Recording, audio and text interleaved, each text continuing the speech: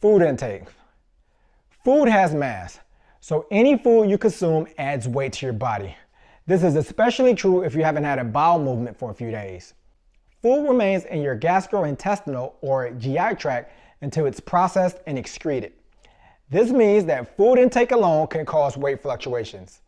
This fact proves that weight fluctuations are inevitable. So if you're in a calorie deficit when you see your weight increase, trust the process. Over time, your fat loss will outweigh these temporary gains. Perspiration. Another factor in weight fluctuations is fluid loss through perspiration. Perspiration is nearly all water. The more you exercise or the warmer your environment is, the more you will sweat. You can even perspire without even noticing it. When you lose sweat, you lose water, and this results in weight loss. This is why sauna suits claim to help with weight loss. By making you sweat more, these products cause you to lose water, but they also increase your risk of dehydration.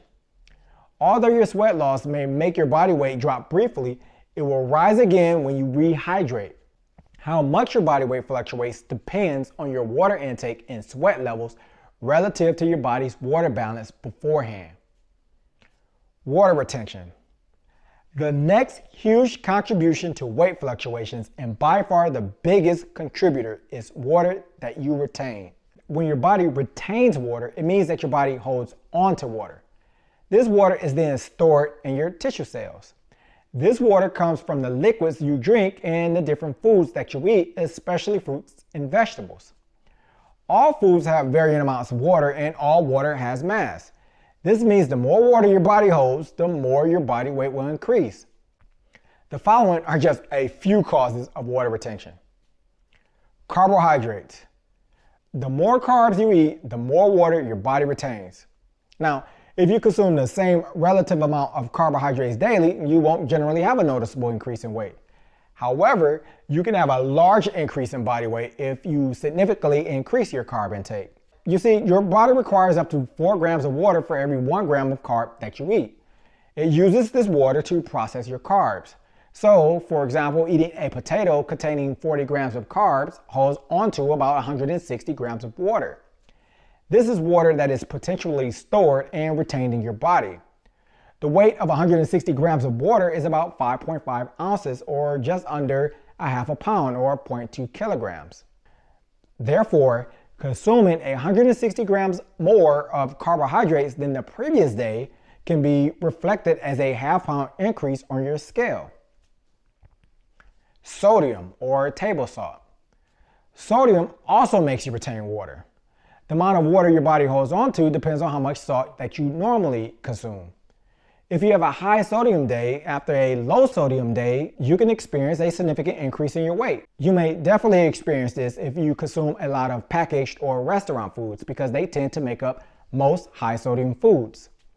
Studies have shown that eating high sodium meals after eating low sodium meals can make you retain up to 2 pounds of water. Sex hormones. The next cause of water retention comes from variations in sex hormones. This is especially true for women. Studies have shown that 92% of women experience water retention the week before their period starts. Although the amount varies, this water retention can add about 5 to 10 pounds, or 2.3 to 4.5 kilograms of retained water.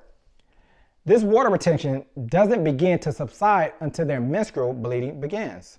Pregnancy and hormonal birth control can also affect water retention in women. Cortisol. Cortisol can also change your body's water levels. Cortisol is a hormone that helps your body regulate its response to stress. All sorts of things can cause cortisol levels to rise and fall throughout the day. Chronically elevated cortisol, however, is what leads to increase in water retention. Cortisol levels can be chronically elevated due to sleep deprivation, psychological stress, restricting calories, or even strenuous exercise. You need to be in a calorie deficit to lose the fat that you want to lose, so you just can't stop restricting calories or exercising. However, you can minimize how large a calorie deficit that you're in. To try to keep your cortisol levels low, instead of having large calorie deficits, make sure that you are following this program's calories guidelines. You should also get good rest and try to minimize as much stress as possible in your life. Creatine. You can gain up to 5 pounds or about 2.3 kilograms from retained water during your first week of taking creatine. This is temporary and your weight will eventually return to a steady state, but it's still important to realize the effects that creatine can have. After you've taken about 25 grams of creatine, you should not have a persistent problem holding on to water. 25 grams of creatine is about 5 days worth of creatine if you follow my 5 grams per day recommendation. Other things. There are other temporary events that may also cause your body to retain water.